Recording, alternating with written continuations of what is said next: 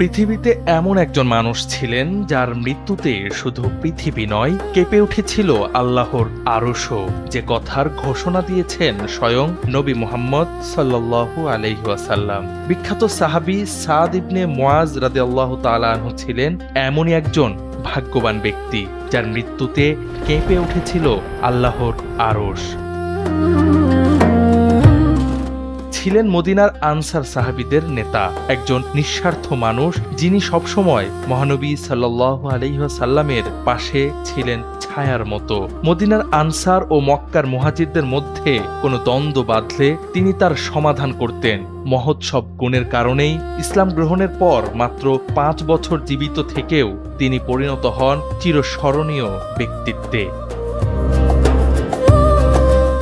ইসলাম গ্রহণ করেন 31 বছর বয়সে। তার মাধ্যমে মদিনার বনু আব্দুল আশহাল গোত্রের সব নারী পুরুষ ইসলাম গ্রহণ করেছিলেন। তিনি বদর, উহুদ ও খন্দকের যুদ্ধে অংশ নিয়েছেন। 5ম হিজরিতে খন্দকের যুদ্ধে শত্রুদলের হিব্বান ইবনে আরিকার নিক্ষিপ্ত একটি তীর তার দেহে বিদ্ধ হয়। আহত অবস্থায় তিনি মহান আল্লাহর কাছে এই মর্মে দোয়া করেন তিনি যেন তাকে বনু কুরাইজার বিচার পর্যন্ত হায়াত দান করেন, কারণ বনু কুরাইজা খন্দকের যুদ্ধে মুসলমানদের সঙ্গে চরম গাদ্দারি করেছিল।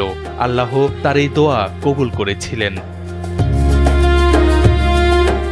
দীর্ঘ 1 মাস তার ক্ষত ভালো হয়নি। খন্দকের যুদ্ধের পরপরই রাসূল সাল্লাল্লাহু আলাইহি ওয়াসাল্লাম বনু কুরাইজার বিরুদ্ধে অভিযান চালান।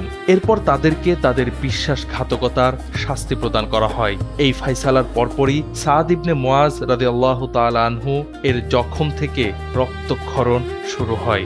অল্প সময়ের মধ্যে তিনি শাহাদাতের অমীয় সুধা পান করেন। মদিনার জান্নাতুল বাকি কবরস্থানে তাকে সমাহিত করা হয়। ইন্তেকালের সময় তার বয়স ছিল মাত্র 37 বছর।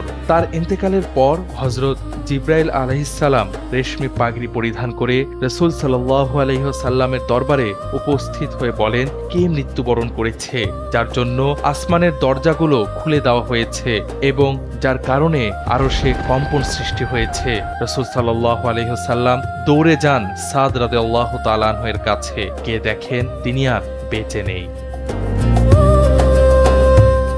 ভাগ্যবান এই সাহাবীর জানাজার ব্যাপারে অন্যান্য সাহাবীরা বলেছিলেন, আমরা যখন তার মৃতদেহ বহন করে নিয়ে যাচ্ছিলাম তখন মনে হচ্ছিল তার শরীরে কোনো ওজন নেই, মনে হচ্ছিল আমরা কোনো তুলা বহন করছি। এটা শুনে মদিনার কিছু মুনাফিক তামাশার ছলে বলেছিল, দেখলে তো সাদ ইবনে মুআজের কোনো ওজন নেই, একইভাবে তার কাজেও কোনো ওজন ছিল না। এ কথা শুনে মহানবী সাল্লাল্লাহু আলাইহি ওয়াসাল্লাম বলেন, সেদিন ফেরেশতারা সাদ ইবনে মুআজকে বহন করেছিল, তাই তোমরা কোনো ওজন অনুভব করনি।